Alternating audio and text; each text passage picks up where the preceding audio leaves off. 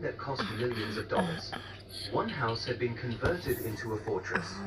The owner had spent a fortune on his preparations. The basement had been turned into a bunker with reinforced walls, filtered air systems, enough food and water to last for years. Gun safes full of weapons and ammunition. Communications equipment.